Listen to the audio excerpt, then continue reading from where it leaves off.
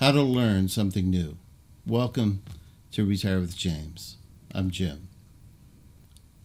You've decided on a number of things that you would like to do, but one of them requires some big planning, and you're not quite sure where to find the information or learning that you need to make this particular activity happen.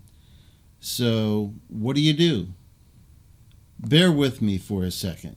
I want to go back in time a little bit to 1986.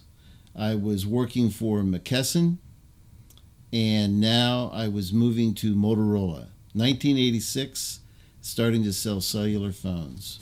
Well, let me give you a little bit of background on cellular phones. They started about 83, 84. So by 1986, there were only about 300,000 customers in the entire United States using cellular phones. Today, there was 294 million cellular phones in the United States. So in 1986, there weren't that many phones out there. Most people didn't even know what cellular was. But one of the fun things that I had to do is go into the customer, which at that time was Ameritech, Altel, GE, and introduce these new phones, these new cellular phones to them and help them introduce them to their customer base.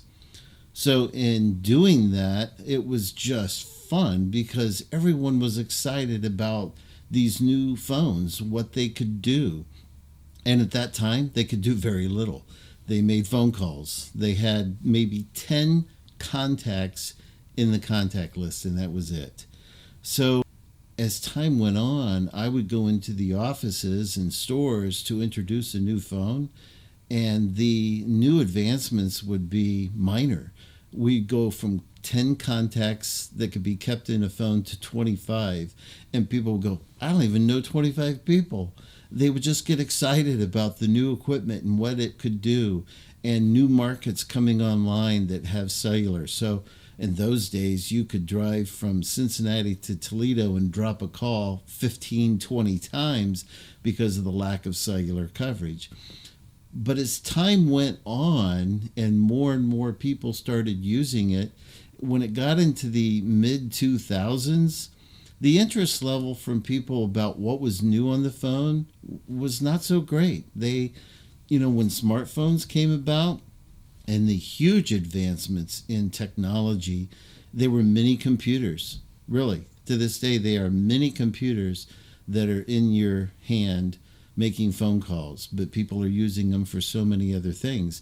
But it was amazing how the interest level from people in the field, when I would come in to talk about a new phone, it just wasn't like it was in the late 80s and early 90s. Why I bring this up? Because when you look at us, and those of us in our 60s, cellular technology started in our about mid 30s. So we appreciate and understand the value of the cellular phone and the smartphone in particular because we know what it was like to not have it. Young people today have no clue what it's like to not have a cellular phone, to not get your phone calls 24/7. And it's kind of a good thing to not get your phone calls 24/7, but the young people just don't understand that it wasn't always like that for everyone of our age in the 60s and older. So, appreciating technology. When I would go and talk to a person my age or older, and introduce some type of new technology, they would go, wow, that is so cool. That it's so neat what it does. A young person will go, yeah, but does it do this? Does it do that? They really wouldn't appreciate the new technology. They would already go, well, that should have been last year. What are you doing now? I mean, that is expected. They just don't have an appreciation for the new advancements that are being made each day. So that said, we need to take advantage of some of these new advancements to retire and to help us retire. YouTube is just an amazing place to go.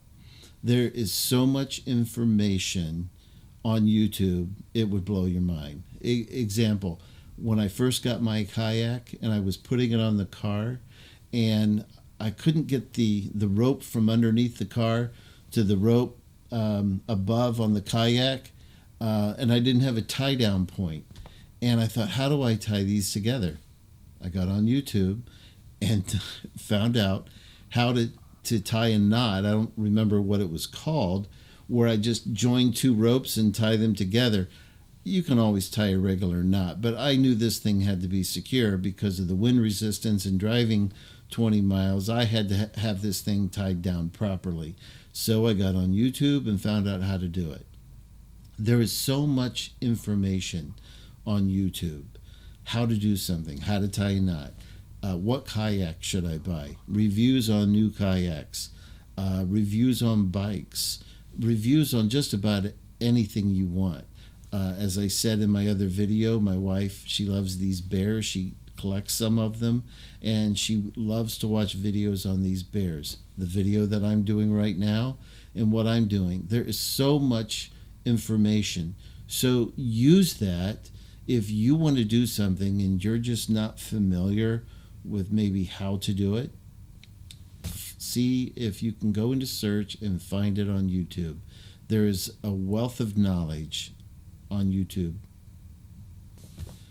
Because more and more people are looking to learn online, especially during this time of COVID, and they don't want to go to maybe a college or a school that will help them with a particular, if you're retired and you're looking to learn something new, there's also places like companies that are startups, one called Masterclass. I was brought to the attention of this particular course because I kind of like watching some of Neil deGrasse Tyson's videos. He is just such a humorous guy, but such an academic that is just so well versed on space and what's in space, and he's just he's a pleasure to watch. I enjoy watching his videos. Well, then I saw this video of his talking about Masterclass. So I looked at it, and there is a whole variety of different courses that one can take from Masterclass. I don't know what the fees are. I didn't go that far into researching it, but there are other ways and things available to us from our computers to find out how to do something it is you want to do. And some of the learning that we could do from YouTube or Masterclass, or I'm sure there's a variety of different companies, online companies out there to learn something, is for no other reason than to stimulate our brain. I want to recommend a book. This book is not sponsoring my YouTube channel, but I thought it was a great book. I'm actually still reading it. It's sitting right over here right now. Dr. Sanjay Gupta's Keep Sharp. It's a great book. You should read it.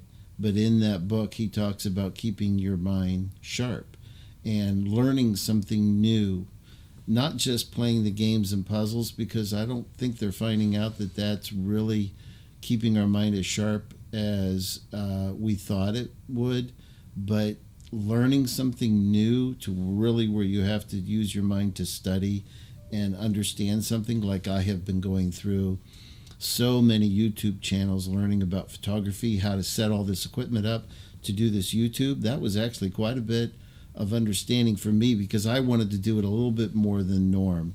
I have a nice Canon R5. I also have a Nikon D850, and I'm going between cameras, filming this video, and I have a lot of other equipment along with it, mics, monitors, and such. So I learned about all of this stuff from YouTube, different people that I've subscribed and keep watching. And I just this morning before I did this video, I watched another video because I was having an audio issue. So I was watching a video about audio with the Adamus Ninja 5 that I have, that is a monitor attached to my camera. It's unbelievable the information that you can get. You just have to search for it. I've mentioned many times over that I wanted to advance my understanding and skills in photography. So I started researching and watching different people on YouTube. Two people that I gravitated to was Jared Polin and Peter McKinnon. And they both just had a wealth of knowledge about photography and camera. Jared Polin was more about the equipment. He does some videos on techniques and style, but Peter McKinnon was more towards how to take the picture and how to YouTube, because he's an amazing YouTuber. So between those two individuals, I gained a wealth of knowledge. Peter McKinnon, in the latter months, is who I really gravitated to, because when I realized I wanted to do this setup and do these YouTube videos for you about retirement, he was the one I went to first to understand how to do the setup and do it really well. Lighting, everything. So find someone that motivates you or that helps you with doing the activity that you want to do. Again, to help me out, log into YouTube, subscribe. Thank you very much.